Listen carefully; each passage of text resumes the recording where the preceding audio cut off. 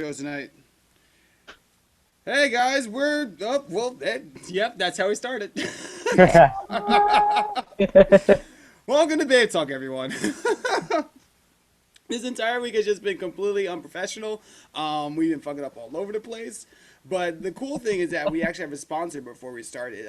We actually have today's episode sponsored by Dick's Sporting Goods. They're having a back to school sale, so all you kids can go ahead and start. Yep, that's how we start screaming at me.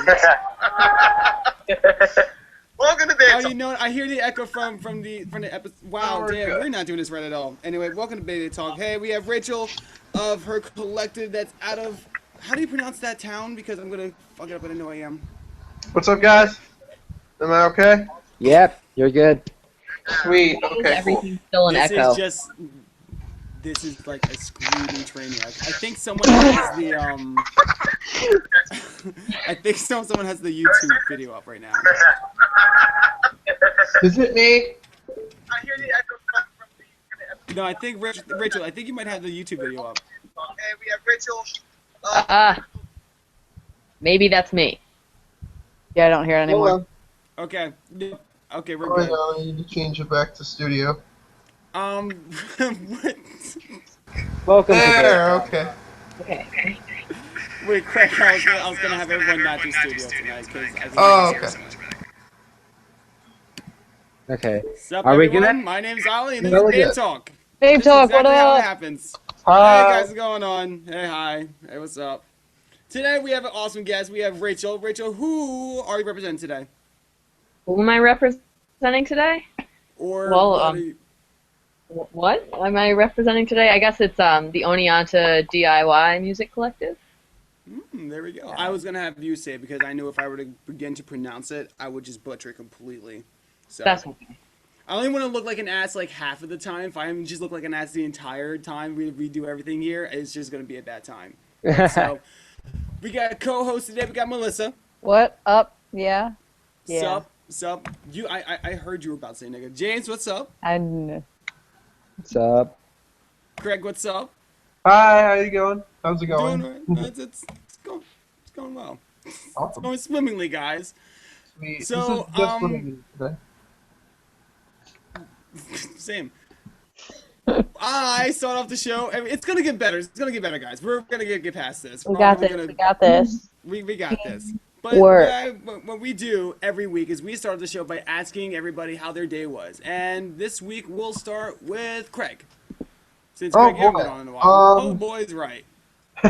Well, I got back to journalism school at Kent State. You know, things were going pretty good in my classes until I got through beat reporting again, and it's just been giving me tons of stress. And I actually just dropped it right now. I dropped it. I'm sorry to hear that. Damn. So, yeah. The struggle. You can make it through it, dude.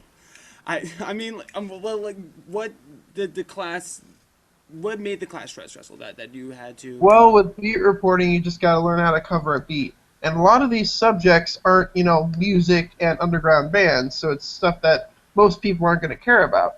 And my beat was technology, and half the time I couldn't get any of these stories to come through or people to come back and contact me, and it just didn't seem like the editors were very helpful. So it just didn't seem like it was in my best interest to keep doing the class, you know? Okay, see, at least you learned that early. Babe Talk and stuff, you know, instead.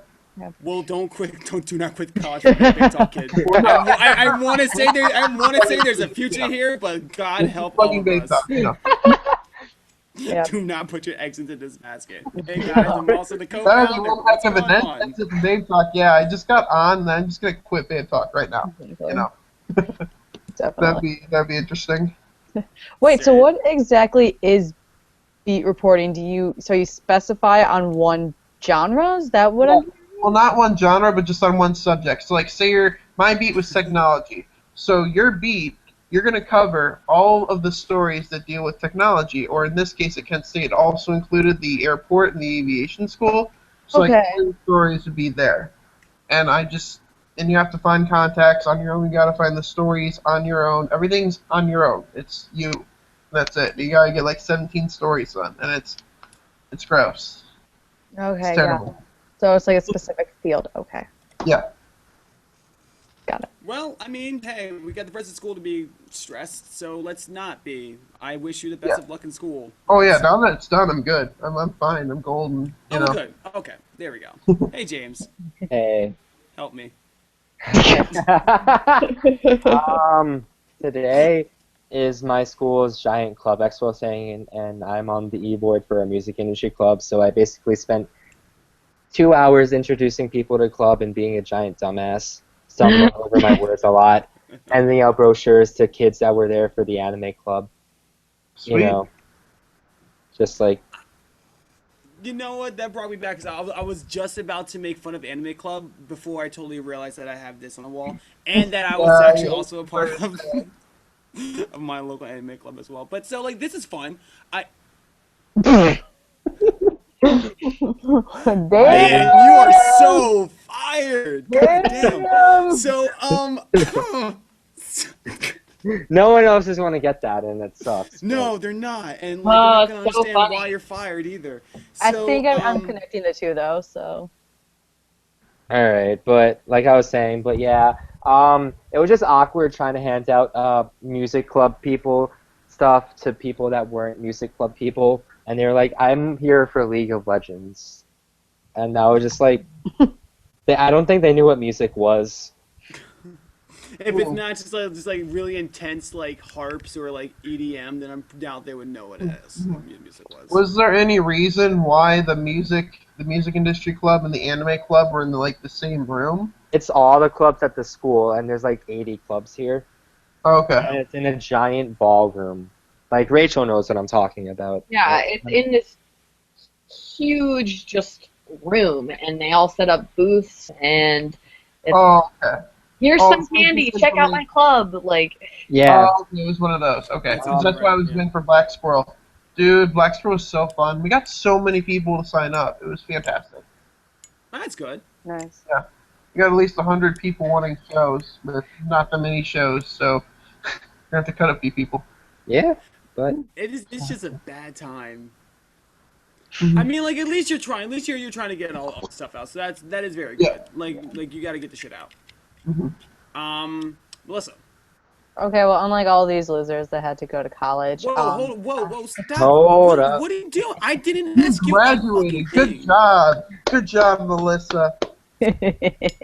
I don't know how, because she can't handle instruction. All I said was Melissa, and then she just went off on a tangent, as if like she knew what was coming. Because I can go one step in front of you. I know what you're gonna do, Ollie. I got you.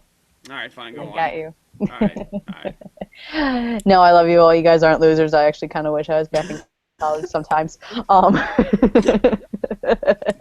LOJK, No. I really do love you guys. I do. Hearts, hearts, hearts everywhere. Alright, emojis. Basically. I worked all day, and today was just one of those days where just every little thing like frustrated me. Yeah. Just And- one of those days. And so I wanted to punch everybody in the face by the time it was 4:30. And then before I could work out, there was all of this traffic, and I'm like, I hate my roads so much. But then I worked out, What and I was felt traffic for? better. You felt so much better. It was like work-related traffic. Plus, nobody in Rochester can fucking drive. Like, and there's construction everywhere, and then police have nothing better to do in their day, so they ticket everybody for doing like Nothing. farting. I don't know. for farting, they ticket you for farting. What the shit is wrong with Of you? all of the things you said, You know, For farting. only guys fart. Jesus but God. Okay. registration to pass gas. Ma'am, may I Exactly. please see your license and registration? You're being I a can smell real it. poopy right now. I need you to step out of your vehicle. It was a real shitty situation. Exactly. But ha ha ha. So funny. That's an Eric pun. I miss Eric. I miss Eric right now. Rachel's puns Hey! give me life. Yes, go. Rachel's puns gives me life. That's what I was trying to say. Oh, okay. I was gonna say let's hear about Rachel's life so she can save mine. What am I doing? Tell me about your dad. Oh, my Drop some day. knowledge at me. Had a couple classes. Learned about copyright. Oh, Learned how to use a little bit of HTML in my Intro to Computers class. Cool. Nice. And, Fun. had to sit in Copyright's the fun. studio for 3 hours and TA, and that was kind of my day. Well, what specifically did you learn in copyright? Because I always like talking about like people on the internet, and they're like, I can just do this, and it's like you very can't actually. Funny you should ask. What did Would you we? look at there? Copyright infringement.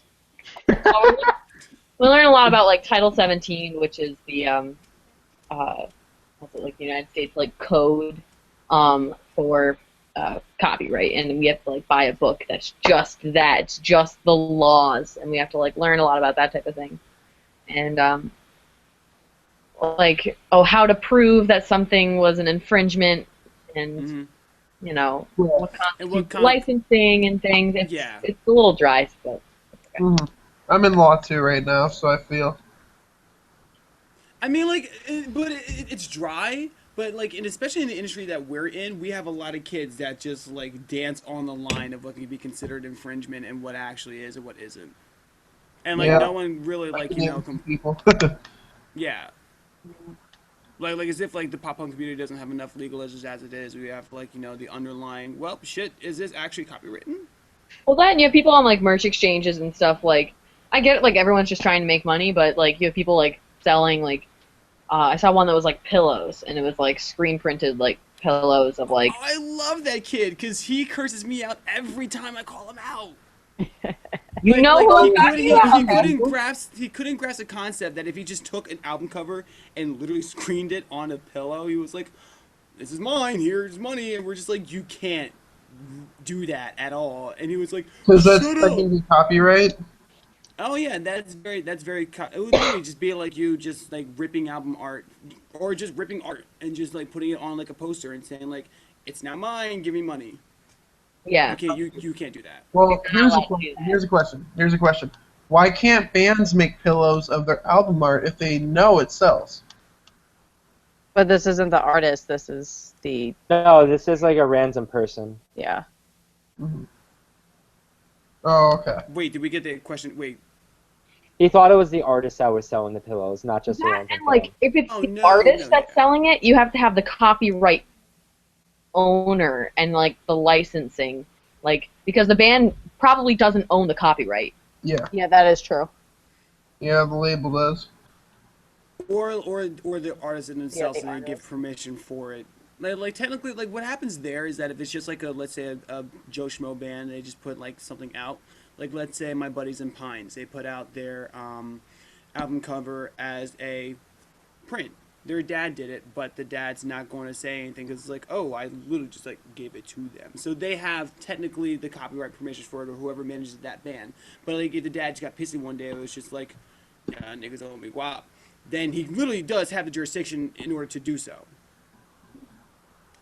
Because he is actually the owner of it until there actually are licenses that you can put on for copyright. Correct me if I'm wrong. Because once you make a piece of art, you just have the copyright like plain out. But you can get something notarized, I believe. Well, like okay, so it's kind of this is my second week in this class, so So I'm ready to give you a pop quiz. I am sorry. no, but like the way I think of it is that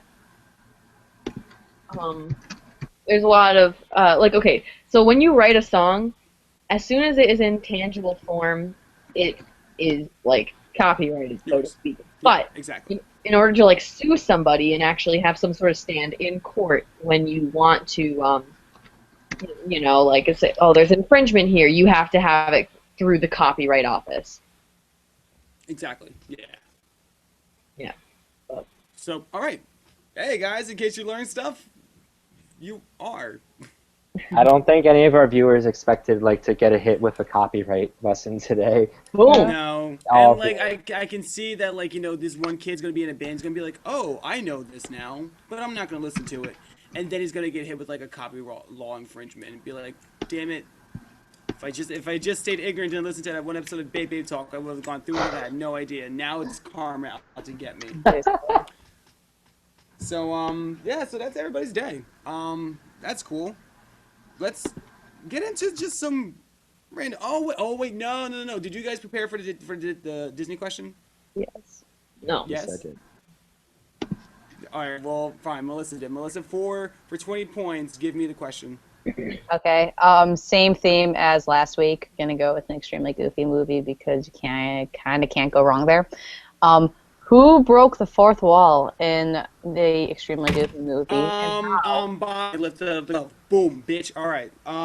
So this week we're talking about just random news stuff that's happening, and I way too fast. Oh my god. So let's get into some real news. There is a hardcore band that's out there in Oh Pennsylvania. god, I heard about this. Yeah, this is like really bizarre because like, why? The band's name is Counterfeit, which actually makes a lot of sense going through the story now, in which the lead singer Haley, spelled Hali, the first time I've ever seen it spelled like that, had allegedly mocked having stage 3 cervical cancer and received thousands of dollars in donations. Excuse me. And then, like, someone called him out, just like, you don't have cancer. To the extent that, like, she was posting, like, Instagram pictures with her, like, having, like, a bald head and shit. Like she got, like, really into this. And, like, this is what ends up happening. Concerning the Haley fraud case, Haley, the front woman from Erie, PA, Counterfeit, Hardcore Cares, as well as many others, was caught up in a fraudulent claim that Haley was suffering through stage 3 type B cervical cancer. Haley and Counterfeit have been a majesty from the hardcore community from earlier on. We have no reason not to believe the claims were in fact true. Even after a private message from a concerned individual that he claims were false, we backed her and supported her. Hardcore Care started backing her claims of cancer in July 15 of 2015. We did put together a benefit show for her, customized t-shirts, shared her GoFundMe page. About a week prior to the benefit show, we started to see cracks in the story. Things were just not adding up. Which, how does things not add up if you just have cancer? I mean, like, again, I don't know any of this, but I mean, I don't know. But so yeah, so all that happened, and then the skipping down to the rest of the story. In closing, Hardcore Cares will not seek any legal action against Haley. We will not spend any more time, energy, or resources on the matter. We have a great amount of respect for the 3 other members of the group, but let it be known that the existing members are no way a part of the fraud. Our hearts and respect go out to all that gave, donated, and backed Haley in her time of need. This will not be the straw that breaks the camel's back for the hardcore community. Oh, for Hardcore Cares, not hardcore community. We will continue our mission. We will continue to grow as well. So, like, it's insane how do they still have respect for the rest of the other bands as well? Like They probably weren't aware. But just, there's a band member that's. They probably got tricked. Actually, guys, I looked on the band's Facebook profile, and it said that they broke up in April. So maybe the band literally wasn't aware. Like, maybe they haven't talked to her for a few months, you know? Which that would also make sense, so. That's insane. I mean, like, as I think, James, you were telling me about something that happened along the lines of this, too. Oh, that was Rachel. Rachel, you were telling me Oh yeah, that there was something that happened along the lines of this. there was a thing about the doctor. Mhm. Oh yeah, there was a doctor that I don't remember where. I just know it was in the I believe it was in the United States. I don't know. I saw it on the news, so I guess take it with a grain of salt. But you can look it up. There was a doctor who diagnosed a couple hundred of his patients as having cancer when they in fact did not have cancer, and so he was like administering like chemotherapy when that's like no bueno, like that killed people. Like, people died from receiving this chemotherapy. And he received millions of dollars because of the medical payments and whatever. And, I don't know. That's absolutely disgusting. That is very disgusting. I hope everyone gets gets the same amount back. You know, they get their $1 million from all the lawsuits and I stuff. hate to be that person, but like, if the family member died because of this, there's no just like refilling that money. I hope he rots in jail. Well, yeah, but I mean, Well, typically, you like still get a fair amount of money, you know? well, as far as I know, because I'm a lawyer. Are you really? I am a lawyer. Yes, I am actually Pump Up Nigga Esquire. Lovely. And like typically with situations along the lines of this, I'm pretty sure they do seek the death penalty to like you know. I wouldn't be surprised. But like yeah, but like going back to the original story, like what do you think possessed her to just say like shit, like especially if the band wasn't together and there was a benefit show for her and stuff like that. Like what do you think goes through a person's mind to say like I have to literally just fake cancer to get money? Attention. I mean, I don't want to call insanity, but I know that there are some people that legit that doesn't really occur to them. Like, That would actually be like a not a socially acceptable thing to do. yeah, like it's like a mental, like narcissism. It's like a real thing where they think that everything that they do, like they fake themselves into believing that they have, like, that they are what they say they are. Yeah. And it's like some sort of mental illness. That sounds about right. Because I mean, like, Yeah. no one in their right mind would actually say, like, you know what, I need some money. Instead of being like, I'm going to go get a part-time job at Hot Topic, they're going to say, like, I'm going to fake cancer. Exactly. Unless That's if you not are, a normal yeah, unless if you are really that sick. And even if you are that sick and know that what you're doing is malicious, there is still something wrong with you. Yeah. Yeah. Somebody had to have known. That's another thing. Because, like, things like that, it just doesn't sound right. That, especially for like, other band members, that, like, if you were in a band, like, if I'm in a band, I would consider them family just because like I'm going to be that close with them, whether we're going to be writing music, whether we're going to be going on tour, or anything along the lines of that. And if my brother went up to me and said like, "Oh, dude, I have stage 3 cancer," I'll be like, "Oh fuck, what am I going to do for you for the rest of my life?" Like I'm going to be driving you over to chemotherapy. I'm going to be taking you over to the doctors. I'm going to be like, you know, making sure that you're getting medicine filled out. I don't know, cleaning up the hair that just falls out. Because, like, it's not like it's like unless you do shave it all off at one time, it just casually falls out from the chemotherapy. So, like... More details are going to come out. Yeah, that is for sure. Yeah, and I guess that's what ended up happening. But, like, someone had to have known, because that's not normal. I feel like it. Because I was going to compare it to the whole Lost Prophets and Ian Watkins things, but that can be that's going to be hidden a lot easier than... Yeah, let's not even get into that. No. that went 0 to 100, like, real quick. Sorry, but, like, I mean, like, how, like, the hiding aspect of it. The hiding, no, I get the, yeah, I follow. Yeah. A little extreme, but it is on the, yeah. it's kind of there. Yeah.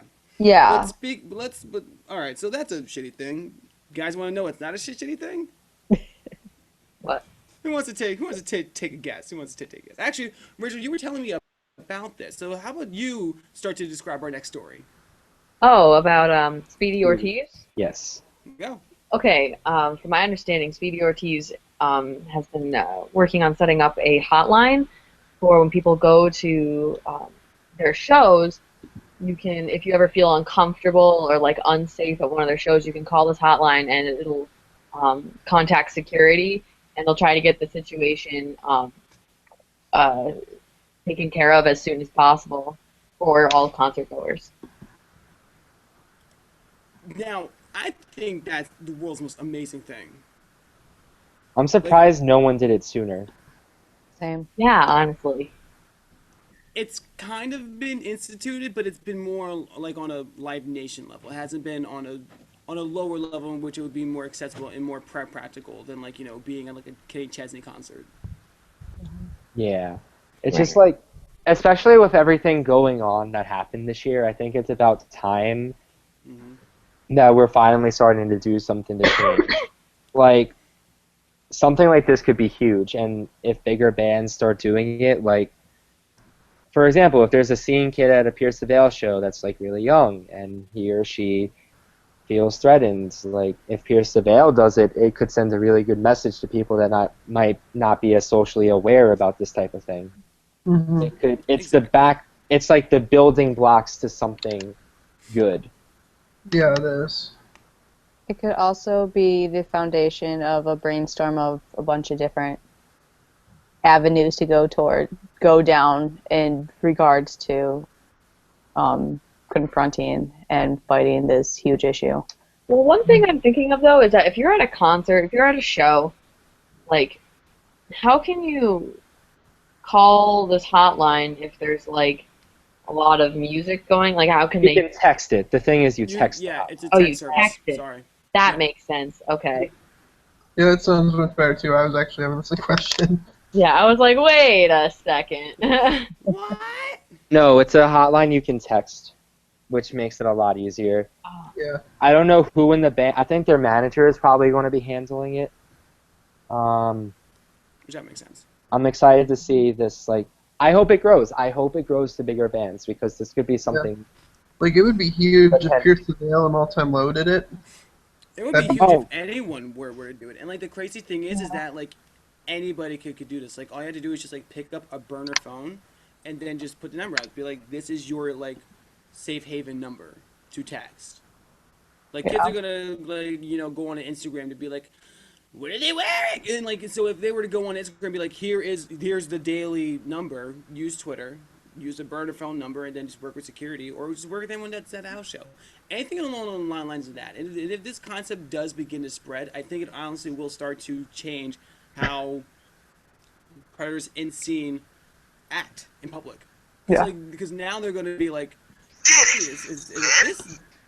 if this does end up going on a lower level, where like it's just going to be kids inside of house shows or like kids inside like small basement shows or stuff like that, there's not going to be any security. There's literally going to be kids with like baseball bats that will like be gladly able to get out of the venue with your broken knees for trying to hit on a 15-18-year-old.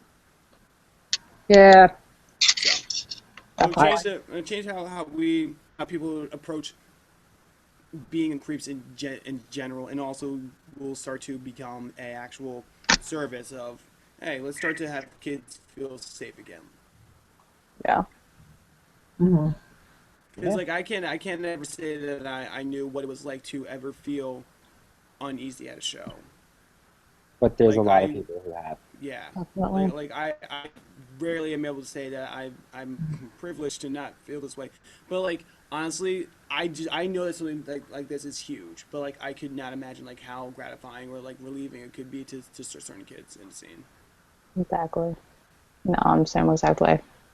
Can't even fathom it, but it's definitely a fantastic idea. And if it gets big enough, I think it'd be absolutely fantastic to have even at Warped Tour, for sure.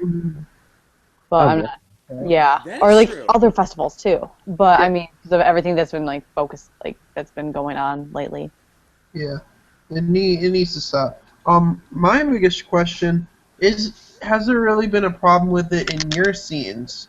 Because in my opinion, in Cleveland, where I'm from, it isn't really that big of a problem here in Cleveland, at least from what I know of. Like, I've heard of anybody ever feeling this way at a Cleveland show. So I just wanted to know if it was like this in any of your scenes. Just because you've never seen it doesn't mean it's not happening, though. Well, yeah. No. I do get what he's asking. Like I do find it interesting because like I do know that there are certain problems in my scene, but this one is not a particular one. It's been an issue in my scene before. I'm not going to go into details. Well, yeah. No, please put him on blast. That's why put him on blast. Put him on blast. Just like Not even kidding. just friends of mine have been hit on by creeps or stalked by creeps at shows, and they've felt really uncomfortable about it. Yeah, that's good. One thing that kind of bothers me is that it's one thing if you go up to somebody and you try to strike up a conversation, because there are certain people who will say like, oh, that person was such a creep. They just came up and talked to me. But like, I feel like there is a fine line, but some people get that kind of confused with like, A real creep. like, oh, this person is creepy versus this person's trying to be friendly. Yeah. Yeah, for sure. And I feel like there is a fine line, but sometimes that can get like really blurred, because a lot of people, we're all trying to be like super like PC and things, and like I'm all for like people feeling comfortable, But it's just, do you know what I'm trying to say? No, yeah, for sure. But the difficulty with that is that everybody views how somebody else communicates in a different way than the person next to them. Well, Like, see, I now bet. here's go on, finish. Oh, I was gonna say, like, such as if somebody, like you said, like somebody nice comes up to two girls.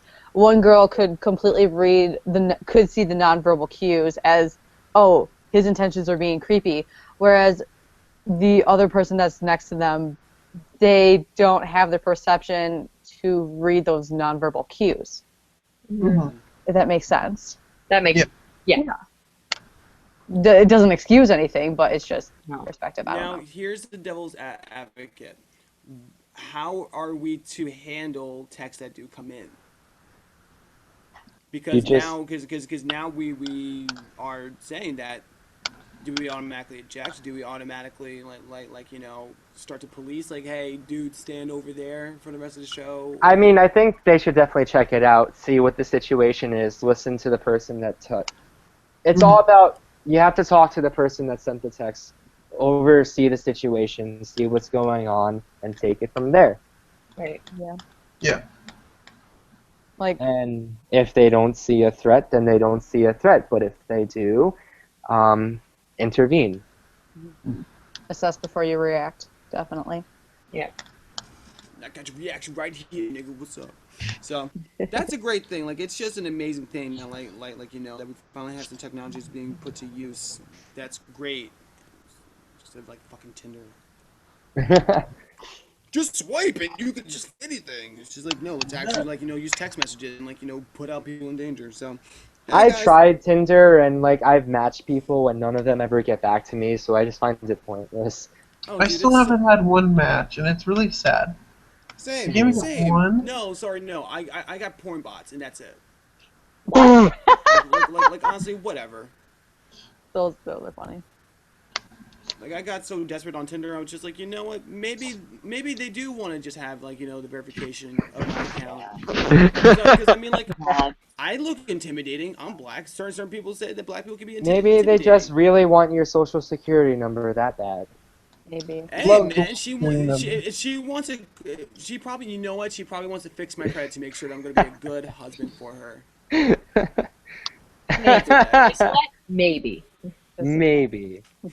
Maybe. She's an accountant. You know, every time I match with somebody on Tinder, I always open it with the same line. What's green and has wheels? What? Grass. I lied about the wheels. Hi, I'm Rachel.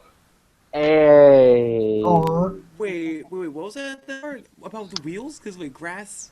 Grass. I lied about the wheels. How is that even like an icebreaker? What? Does it work? Then it's a nice It works. It works most of the time, but mostly it's because I'm always the person to message first. Turn off the oven. Incredible. I know what I'm about. My favorite icebreaker. My favorite icebreaker personally is how big is a polar bear? Enough to break the ice. Maybe I need to start using these awful dad jokes or something. Because I'm just like, hi, my name's Oliver. How are you? And it's just Yeah, no, it doesn't work. You need to get that dad joke up there. I think just start just being blunt. Just be like, I want to fuck, and people will be like, someone down the road's gonna have to do it. Exactly. I just say I like your face, or something along. I like your hair, or. Actually, you know what? Our PR person, Kimmy, how I met her was my brother was working at Stockton, and we were just going through just Facebook before Tinder was a thing, and she had a Defend Pop Punk shirt on, and so my brother's like, "Yo, dude, hit her up," and I'm like, "All right, I ain't got no shame." And I didn't go to Stockton at all. I just saw a profile picture, so I just sent her a message like, "Yo, do you want to Defend Pop Punk together?" Great friendship ever since. Yes. So that's also a story. Same. Apparently, Craig same too. I remember when I was 12. Dude, no, this happened 2 years ago. I love my flag, okay? I remember when I was 12, basically. I don't think I have that many flags. I have That's a only my first flag, and I got it signed by Zach, and I want to get it signed by the other 4. Can you name the other? I have a citizen flag. Sweet. Nice. I have a state champs flag. Pretty cool. I have an anime flag. It's from Lucky Star. It's a Okay, slice of cool. life I have anime. my charger on. Sweet. All right, so did we lose James? Hi. Oh, what, did you just like take a solid nap? You just took a solid like, eye open nap. I like. You were zoned like out. statue. I like zoned out for a brief second just because it's been a Yeah. long day.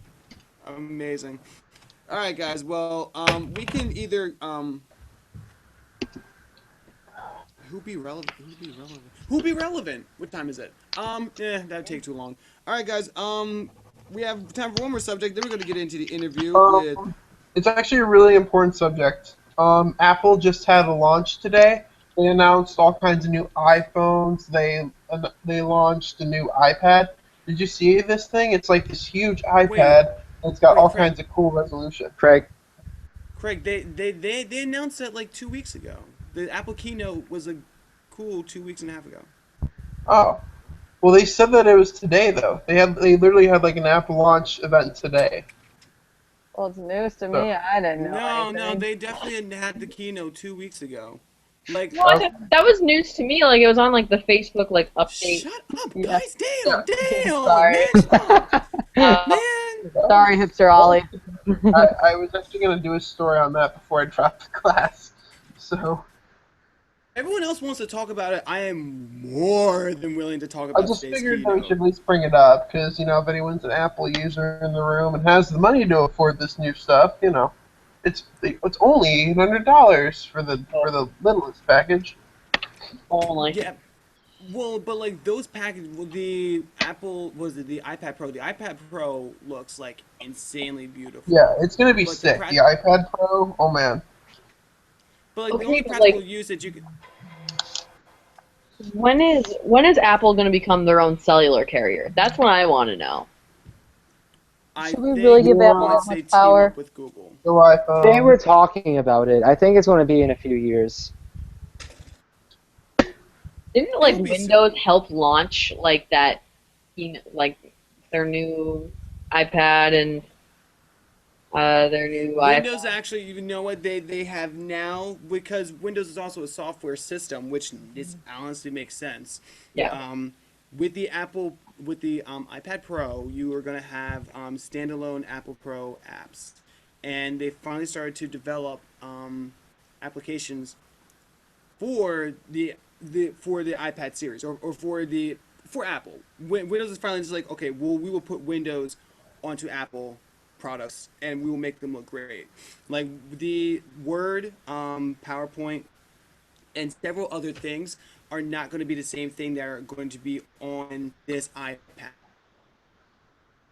Special Force Touch. No, it's called 3D Touch. It's going to have special 3D Touch gestures.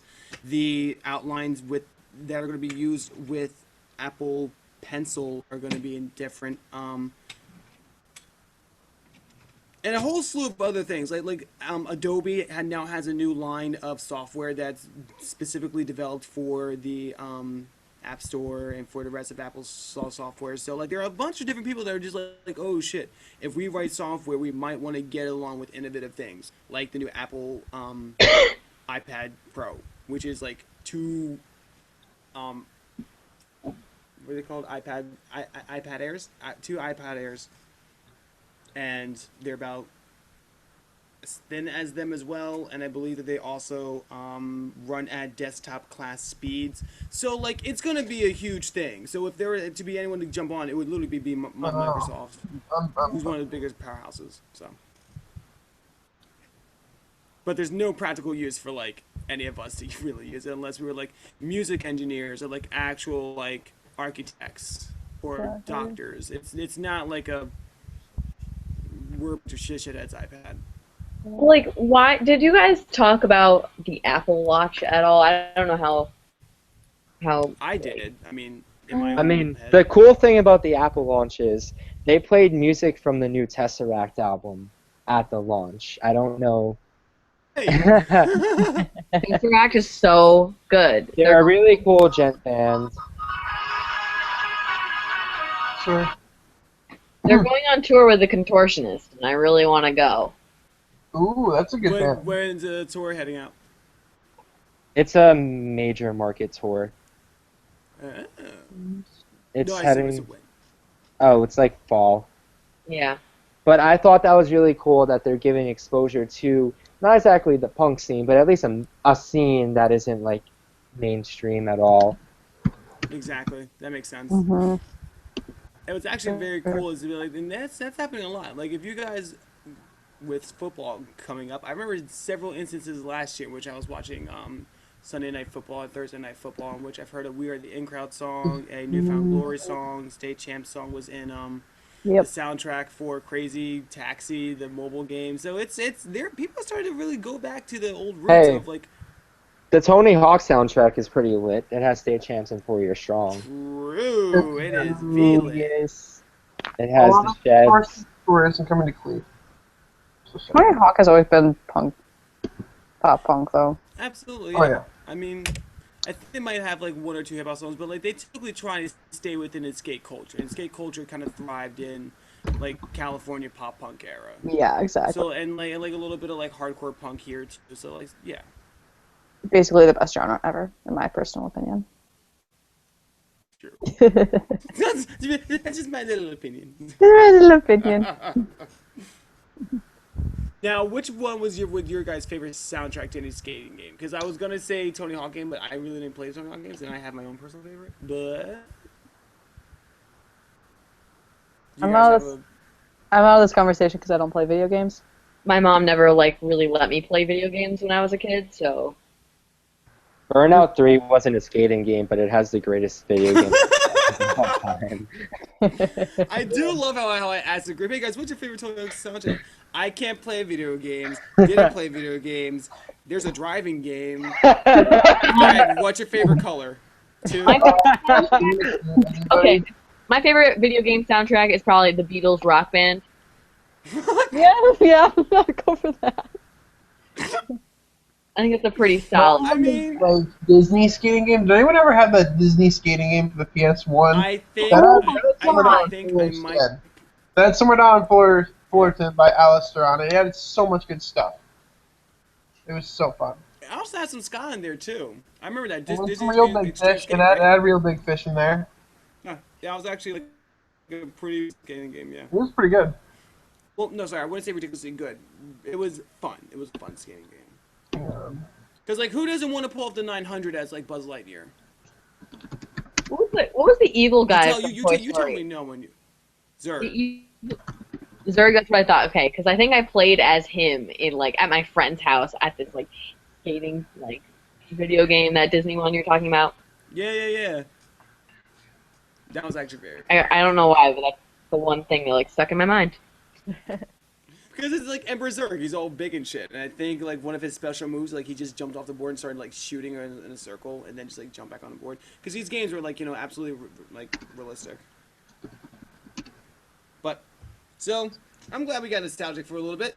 We're actually gonna move on, and we're just gonna go right into the interview portion of this, which Rachel totally knew about. Love you, Rich. Yes, you. in the shirts. Yes, come on down. You are the next contestant. No. On Babetalk tonight. Okay, I guess I was roped into this. Okay, I guess. Unless you want to come back next week. I mean, I guess I'm here, so might as well just get it over with. Yeah. Yeah, same. I'm not gonna be here next week either. It's okay. Okay, well, that's okay. But so what's gonna happen is that we're gonna give you an interview. It's gonna be typical. We're gonna ask you a bunch of different questions because, like, that's how interviews work. And the way that I see it on my screen is gonna go Craig. It's gonna go James. It's gonna go Melissa. Then it's gonna go myself. But before we get into your interview, just state your name, the company in which you work for, with, or own, and give a quick overview. Okay. Well, my name is Rachael Soluri. I started up this music collective. Did something happen? Where did he go? We're still good. Okay. started up this music collective, and I'm calling it ODIYMC. That stands for Oneonta Do It Yourself Music Collective. And I also put out an EP under my project name is Nobody's Babe. But I'm not really here to talk about that. I'm talking about this little event that I'm helping put together with the music collective called Oneonta Festivus. And it's 2 days, 3 shows. I'm looking at this little handbill right here. It's 2 days, 3 shows with the headlining bands being 25 to Life, Take One Car, and Rudamaya. All right. Awesome. So, Ollie, are you there, or do you need me to take the lead for a second? Oh no, I'm good. Hey, Craig, you got first question, kid. Oh, I do? Okay. Well, my first question is, where did you get the idea for this, and how did it all start? Well, okay. So last semester, so spring, I was living in a Jewish fraternity house, and with that, I wanted to start throwing shows. I'm surprised nobody has stopped me yet and asked why I was living in a Jewish fraternity house. We usually let the guests go through. I definitely did write that down. Don't you worry. Okay, well, we'll get to that in a second then. I was living in a Jewish fraternity house last semester, and I'll get to that. And I was like, I want to host shows because nobody really in Oneonta was doing it at the time. People have done it in the past, but I was like, you know what? I really want to do this, and I want to support the local scene, support like smaller touring bands, and throw shows and have a lot of fun. And they didn't really involve into parties. I'm not totally into like the party scene or whatever, but it was a lot of fun just booking people and talking to people and making connections. Cool. And so that's how it really all started. Was there a second part of this question? No, I mean, that's it. I mean, now also, did you have the original venue in place, or did you have to, like, go and find different venues or something that would, like, accept shows and stuff? Okay. Well, I didn't. It was just kind of like, oh, these people are looking for a roommate. I'm gonna see if I can throw shows there. And they said yes, and so I ended up living there because the rent was cheap, and it was kind of dirty, but it was a lot of fun, and it could have been a sitcom, honestly. Cool. But it was a really good time. Awesome. Yeah. So, Melissa? Oh, I thought it was you. But okay. Oh, my turn? Yeah. Yeah. It's your Okay, turn. hi. All right. So, in your time booking shows, has there been any memories that stood out from a certain show you booked?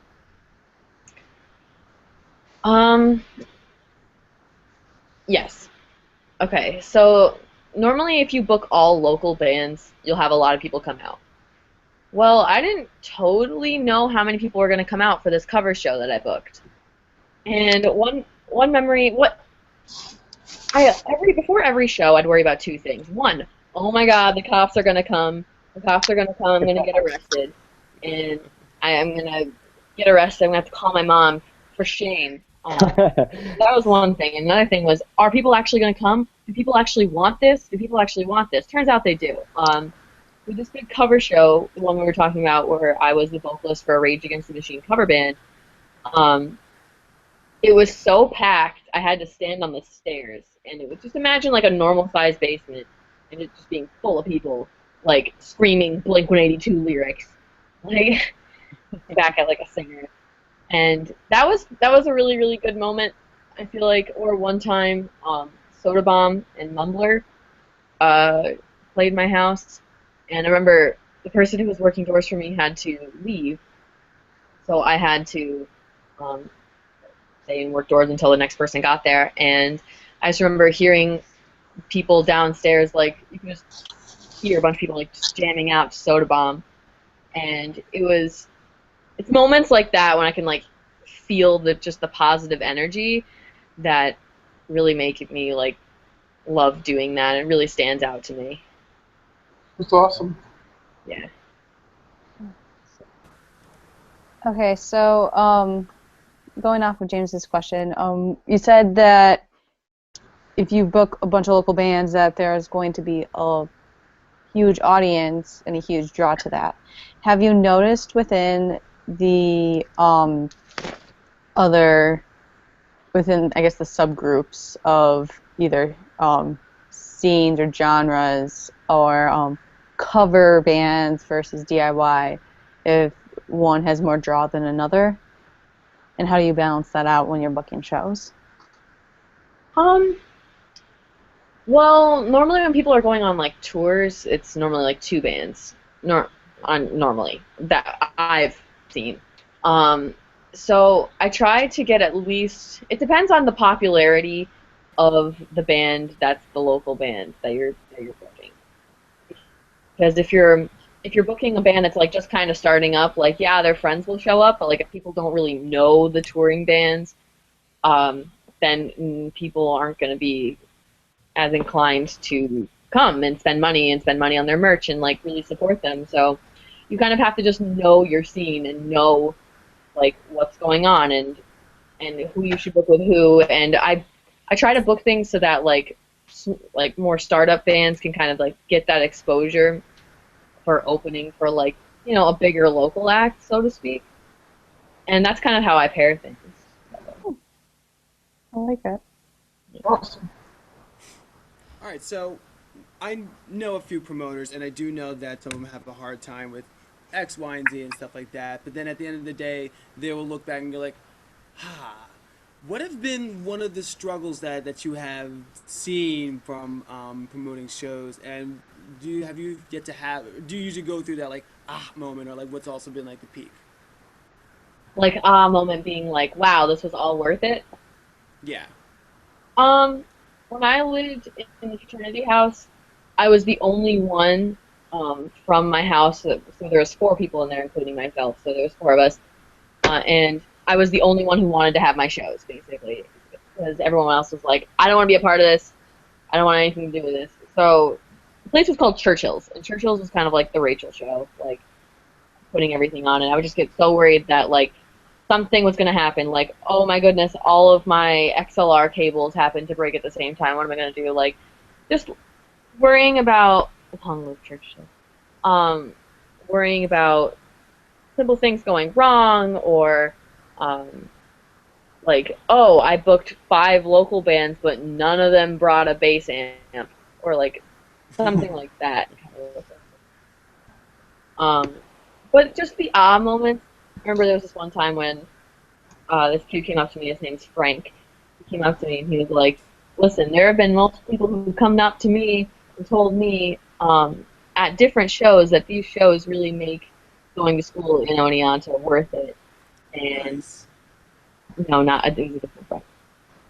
And it was just those moments where, like, people actively say, like, hey, I really appreciate what you're doing. It's just kind of like, you know what, yeah, like, it's a lot of work, but this is really good, and I really like what I'm doing, and it kind of makes it worth it. It's awesome.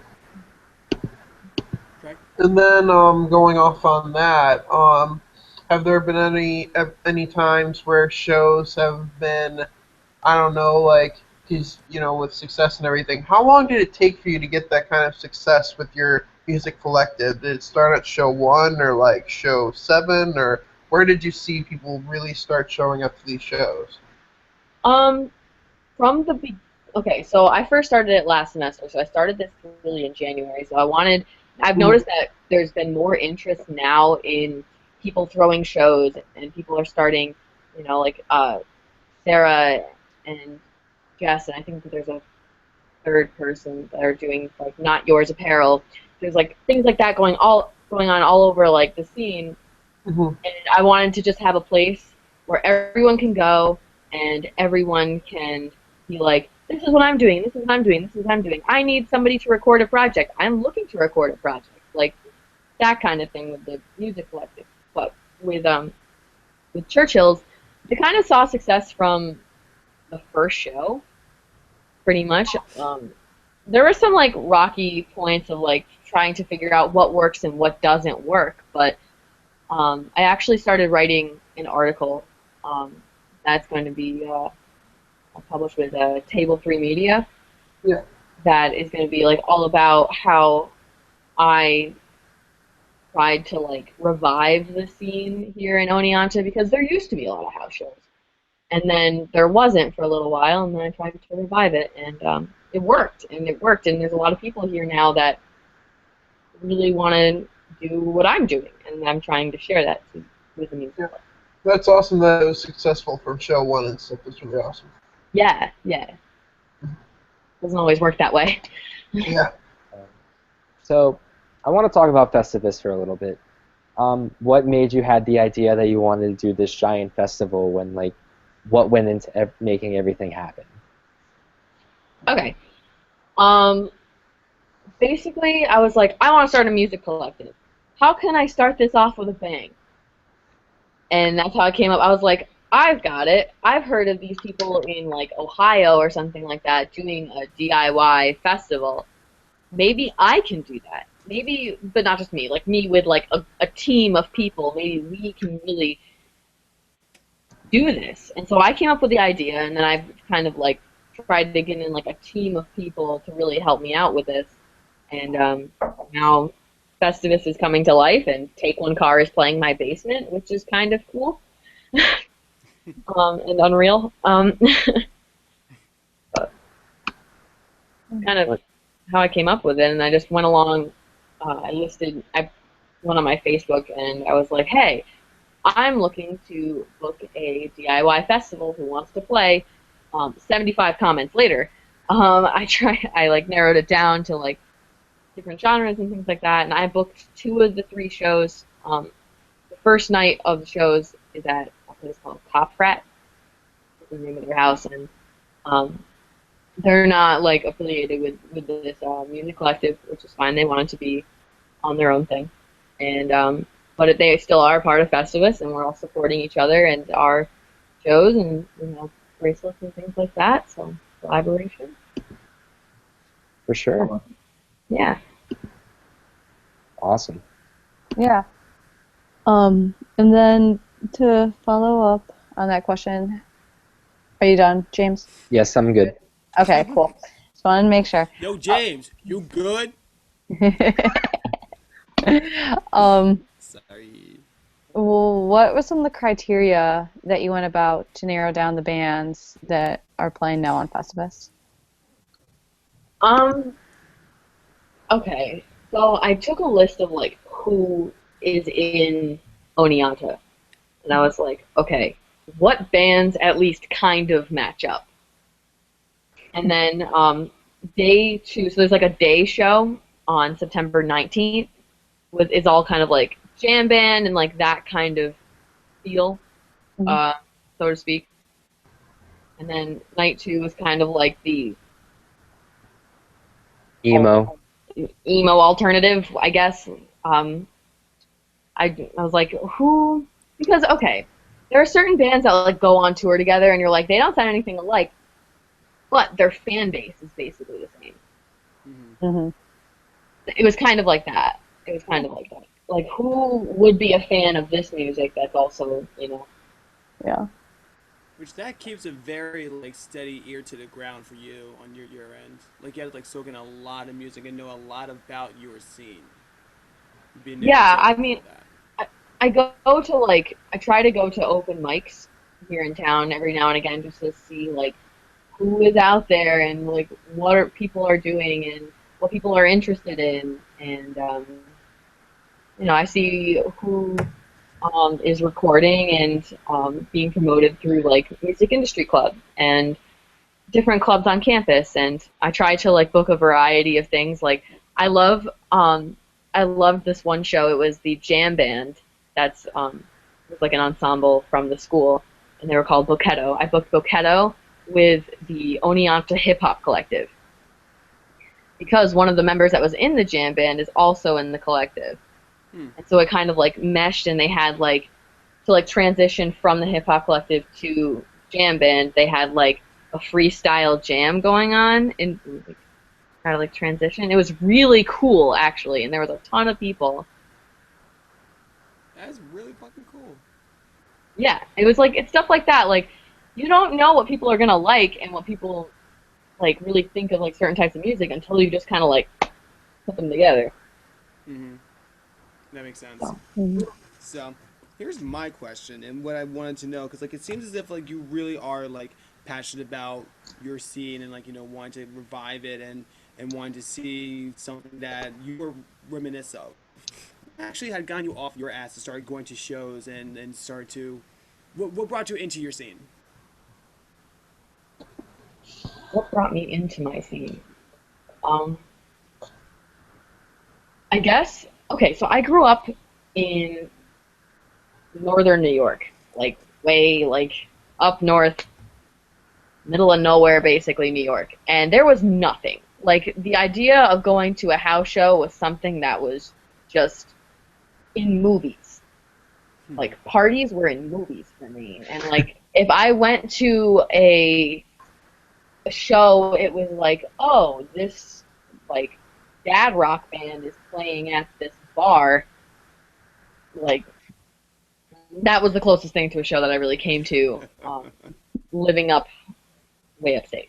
Yeah. So I guess what kind of like pushed me into it was I remember going to house shows like my sophomore year here at Oneonta. I'm a senior now. My sophomore year, and thinking, wow, this is so awesome. And then the next semester when I was a junior, I was like, is there anything going on? Guys? Guys?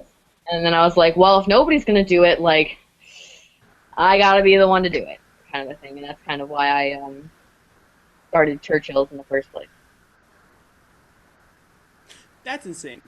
To need to fill that void of like just like there's no more music. Well, there has to be music. That's Yeah. That's like an inspiring coming of ages comedy right there, you know? I mean, if you, like, okay, living in the Jewish frat house was definitely a comedy on its own. It was a lovely time. Sometimes. But it was cool because I had my basement, and then I had an attic that was attached to, like, my bedroom. Mm-hmm. And that's where I would, like, house the bands that stayed and, like, came through. Oh, sick! So you like house bands as well, because that's huge. Oh yeah, they could sleep at my house. I would give them that option where they could sleep there, and I would give them like pasta or something like that to eat too. Sick. So Yeah, nice. they wanted to. Awesome. What? Well, I just said that's awesome that you fed the bands and gave them a place to stay and stuff. So, now my question is, what are some of your favorite bands you've worked with over this time?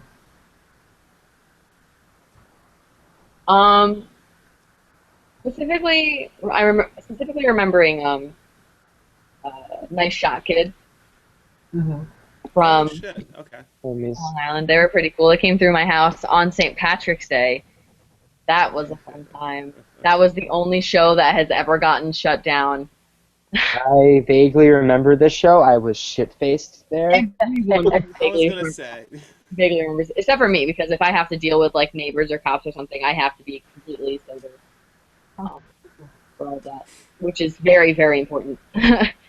Because you're coherent and you don't say like something dumb and that kind of thing. So anyway, I specifically remember Nice Shot Kid. They were really cool, and Mumbler was really cool.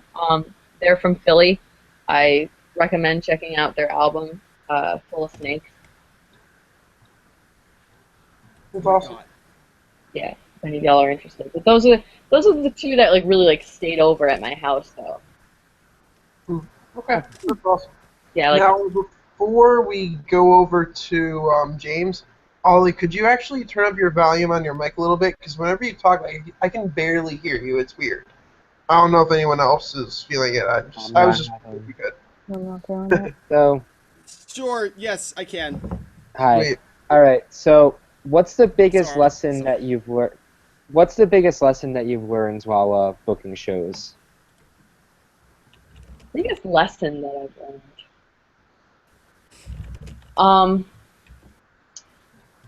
Okay, there's a couple of them. The one big thing was like I was really concerned with people not coming to my shows, and I realized, oh, if you build it, they will come. I got it. That was like a really big like lesson. It's like, oh, if people want something, they will be there and they will support you, and that was a big one. And I remember I was talking about the cover show. The night before the cover show, there was a fraternity party in the house, and it got shut down by the cops. And everyone who like basically lived in the house was like, don't do the show, like, don't do it. It's a bad idea, because the cops are gonna come, they're gonna be patrolling, whatever. And I was like, you know what? Maybe. So I was with my friend Paul, and he was telling me, I don't know if he was a little bit drunk or just feeling really philosophical that night. He was like, Rachel, we're all gonna die. So, like, you might as well just live. And something in me just clicked. Like, there's like a million songs that just like say that. But if we're all gonna die, so like you might as well just live. And I was like, you're right. You are so right. And then I had my show, and it was the best thing ever. Awesome. I mean, when it's put to that context, that's actually pretty sick. Yeah.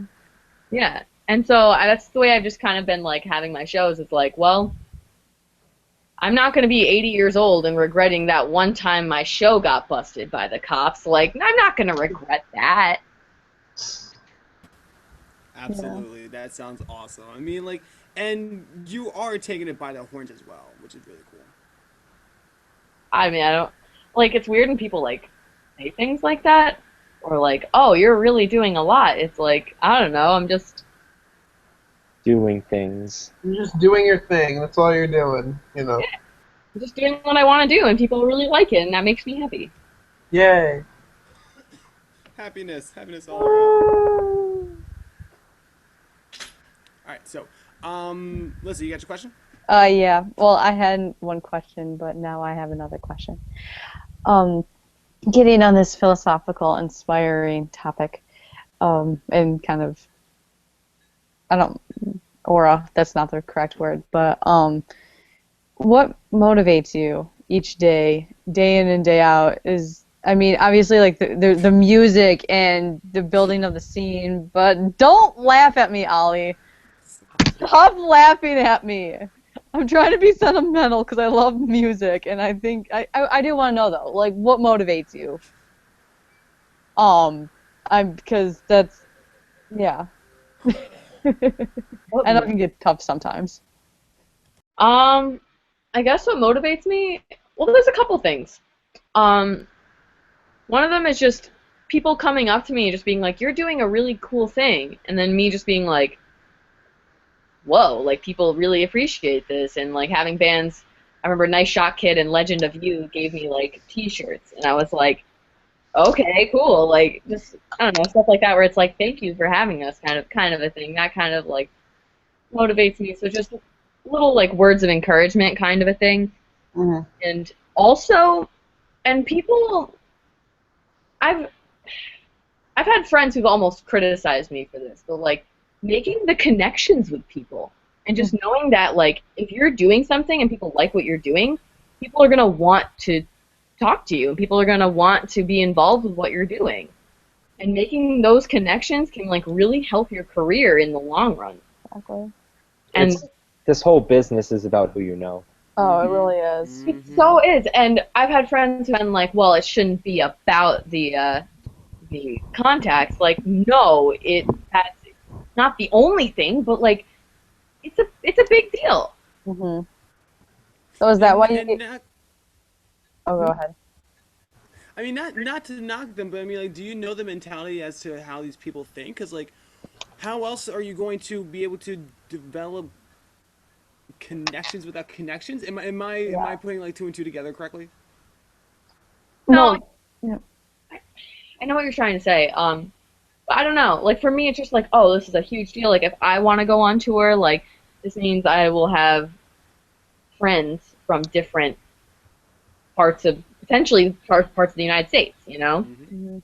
And it's a big deal because then when people know you and they're like, oh, like you're gonna book my band, oh, okay, I'll book you here, or like I'll do this for you, or whatever, you know? Hmm. Yeah. It's a huge community. That's all it is. You gotta realize that. Yeah. Sure.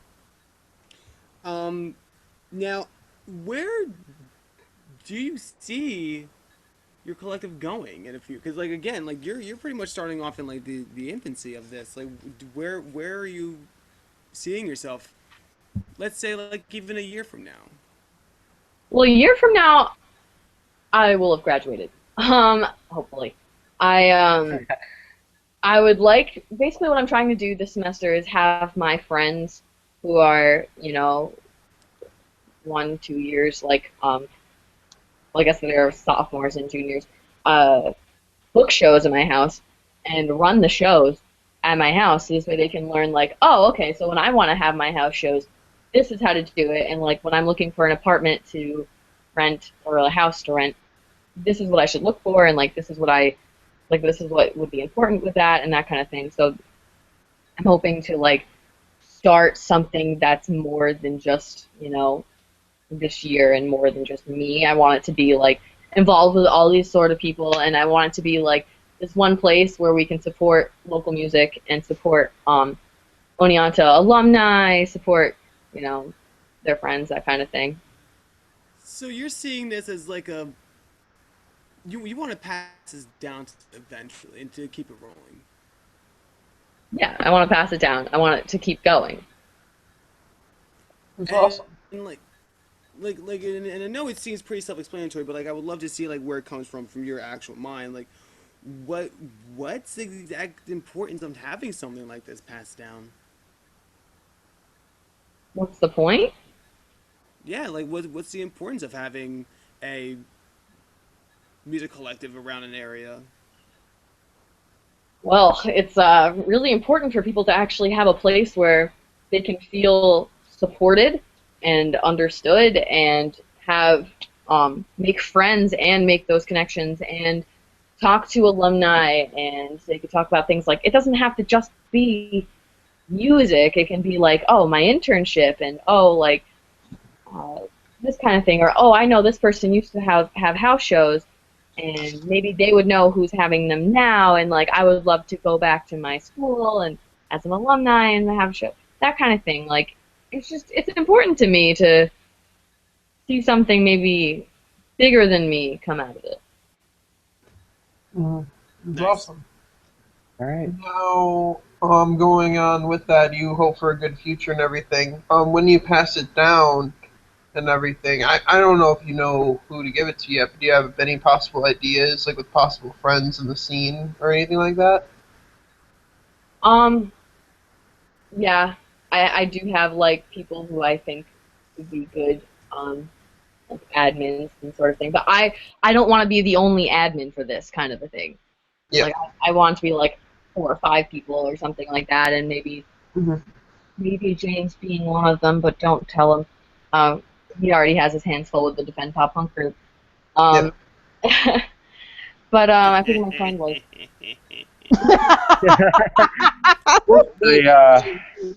Hey, Oneonta, I'll take DPG, okay? I've been wanting to be an admin there for like 2 years. It's No, not No, worth you it, don't. dude. It's No, not you worth don't. it, No, you dude. don't. It's not No. worth it. It's like the same people who like romanticize like heroin. Like it's like, oh, dude, so it's completely Not worth awesome, it. and then like once you No. actually do it, you just like get sucked in, and it's awful, and then you have to wean yourself off, and then you look back and you're like, wow, I did this once, and it was an awful, awful thing. I said for my. I Listen to that. tweeted on my birthday. I want to be a Defend Pop Punk admin for the day. Aw. For a day, maybe. For Still. a day. I For was a an admin day. far too And I'll be long. like, I was an you admin. are all my humble servants for the day, all 30,000 of you. Like, Like, the thing is with the Defend Pop Punk group, going on a tangent here, it's like great for promotion, but filled with some of the worst people you'll ever meet. Yeah. Mm. Like, And man. yeah, There's that glimmer of good people. There is. It's I mean, like- like it's like trying to find a diamond in a bathtub full of shit. Everyone messes with me, and I hate it. No one messes with me. I'm very James. James, take care of the bullies that are bullying Craig. Why don't you? I'll just ban everyone. Please Yeah. ban everybody. But it's actually very funny because like we actually wouldn't have a podcast without the Defend Pop Punk group. That is of the awesome. hype, Yeah. a lot of the hype did come from the Defend Pop Punk group. James, I wouldn't have you on the show. I wouldn't have Ashnick.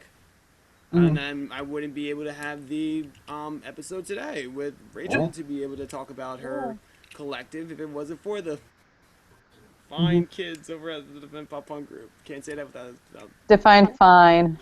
Yep. I mean, like, Those fine foxes. Yeah. Do we have time for a few more questions, or? yeah, that's up to Rachel. What time is it? Time for you to watch, yo. Support the Craig for Admin 2K15 movement. It's not worth it. Not worth it, dude. All right. So my question. My question has to be: you play music as well, and Nobody's Babe. Is there anything you're applying with your music that you've learned from booking shows? Anything that I'm gonna apply with my music that I've learned cooking shows. Not entirely, except for that with my booking of shows, it's just like more people who are going to support me and like more people who will be willing to like, you know, check out my music and maybe book me at their local house show place kind of a thing. There's not really too much that I think I could implement with that, but again, this is my first semester that I've had both my house shows and Nobody's Babe kind of in the same place. Okay, that's very fair. Actually, that's very fair. Yeah. What would be the ideal goal with both? Like, I'm trying to think of a good way to word this. If everything goes according to plan, how do you see Nobody's Babe interacting with the Oneonta DIY Music Collective? Well, I plan on being a rock star. Yes. I plan on making it big. Now, Yeah, like, I know. define making it big, because, like, we have two different ones. We have Kid Rock Star, or, like, Party Like a Rock Star by Dem Franchise Boys. Like, which lifestyle are you choosing? I'm choosing the song by Nickelback. Photograph? I'm funny. Pop Guys, shit, bottles, and laugh we'll at eat my jokes. cocaine. Laugh at my jokes. I'm really funny. But it really though, I see. I don't really expect myself to be playing shows that I host. I don't know what you're like looking at or talking to, but okay. I'm sorry, my brother was playing a song. Oh no, I was like, what's going on? Yeah, so I see myself never really playing my own shows Okay. because it's a lot. It's like pretty stressful hosting the shows in the first place. So I just can't see myself doing that. I'll play somebody else's house if they let me. I'll play outside their window and just serenade them if they let me. That's perfect. Now, with this collective, do you hope to expand it to maybe other cities in the area, or even just adding more venues where they can play in Oneonta? And I don't know how to pronounce it, I'm sorry. You pronounced it right. Okay, cool. Wait, so you mean like, do I hope on like making this music collective bigger than just Oneonta? Yeah, like maybe expand it to other cities in the area, or maybe even expand it just to more places to play in Oneonta? Like I don't see it expanding to other cities because it's mostly just for the connections in the local area. But like, Cooperstown is a close place. Like if Binghamton, like that kind of like area wants to like promote their local stuff, I don't really foresee a problem with that. But I just think it should be mostly like local people. Okay. And people, you know, trying to connect with each other. around here because there's so many different cool people with different stories and interests and values that would be really neat to like connect with. It's awesome. So I have a you have one of your last questions? Oh, yeah, you go. Yep. So obviously as a booker, you also have to promote your shows.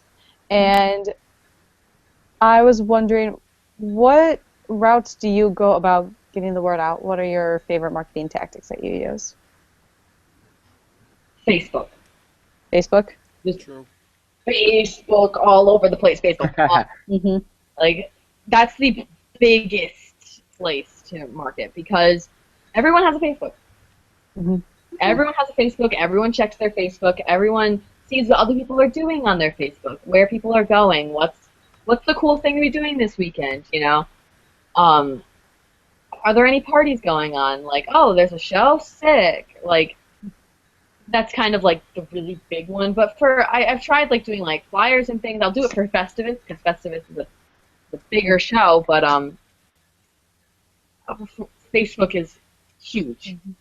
It is. Do you have any thoughts on Facebook cutting reach for some people, though? Because I know that's a huge problem with promoting.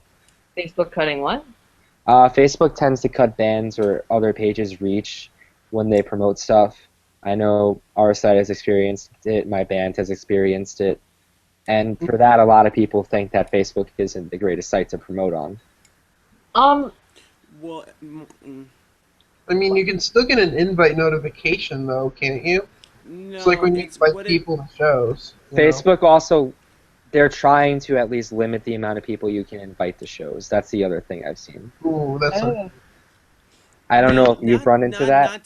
Not to hijack a question, but that comes more down to the advertising than it comes to just a general promotion. Because That's whether fair. whether you're a band, a magazine, a product, a celebrity, the reach is gonna not hit unless because essentially anything. If you're a product, everything you post is gonna eventually is pretty much promotion. Yeah. Not to hijack a. Sorry. Hey, That's very I fair. do That's social fair. media. Like, I think it's wrong that, like, you know, if I actively like someone's page on Facebook, it's because I want to see what they are posting, not because I want them to pay money for me to see what they're posting. You know what I mean? exactly, yeah.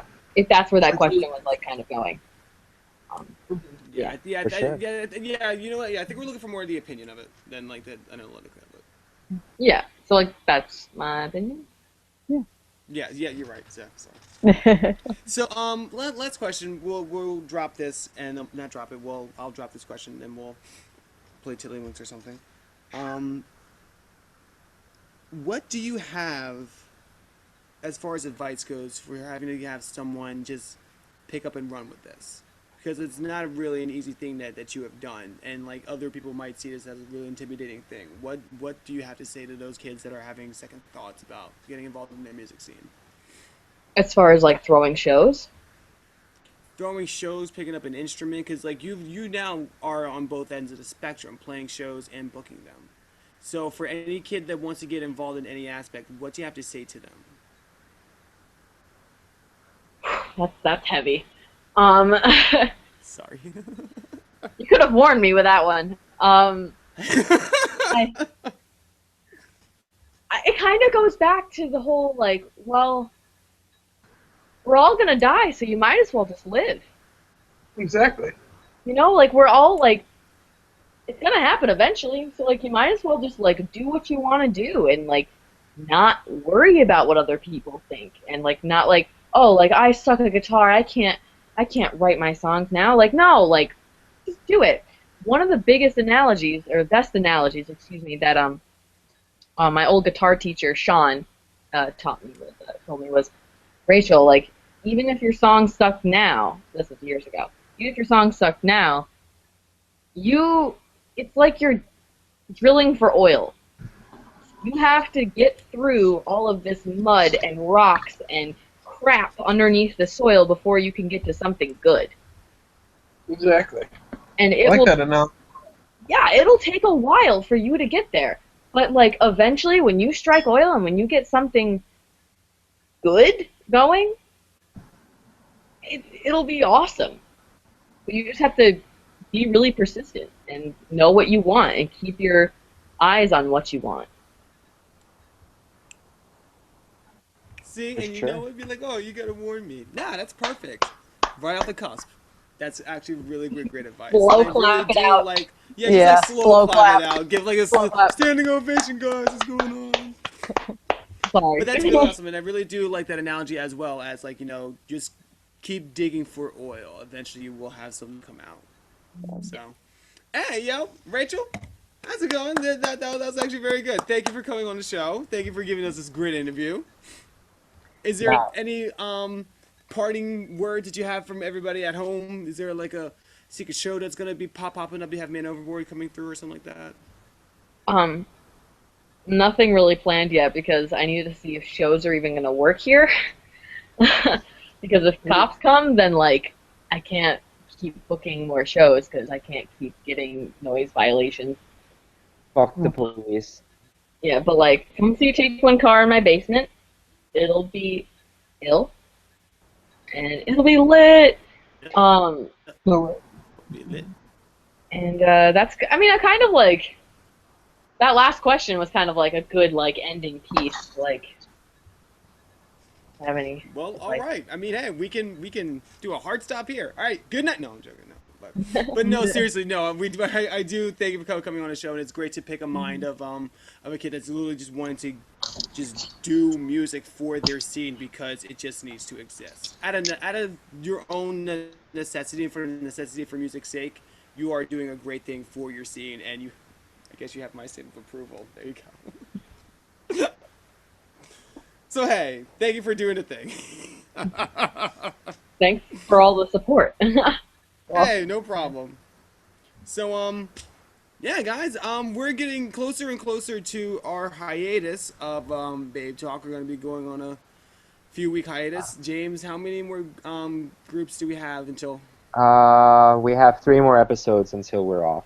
We have 3 more episodes, and then we're going to go off air for a little bit. If you do want to get involved with Babe Talk in any way, shape, or form, you can always email myself at OLI, stands for Ollie, at babetalk.tv. We are going to be reviewing bands to come on the podcast. We are also going to be accepting interviews for written stuff. Wait, James, is that a shake no or shake yes? Yeah, you can contact me if you're interested. You can Contact still me at contact James. James at babetalk.tv if you want written coverage. I've done it before, and I'll do it again. Just don't be an asshole. Please don't be an asshole. Thank you, Be guys. personal. Use my name in the email. Don't be like We- random website. Now, see, the nice thing about James is James won't put you on blast. I will. Yeah, I'm really nice. I just will ignore you. James is nice. I'm not. I'll tag a band in a quick second. I'll be like, yo, who the fuck are they? But anyway, so yeah. So the main thing we're going to be worrying about is going to be the podcast and like bringing new bands on. We are always going to be accepting bands to come on for written interviews or phone interviews or anything along the lines of that. So just continue to stay up on us. We will continue to stay up on you. From James, Craig, Melissa, and myself, and Rachel too. But I'm not in control of Rachel. I'm in control of the other 3 idiots. Everybody have a nice night, and we'll see you next week with some more stuff. Bye, everyone. Yeah. Bye. I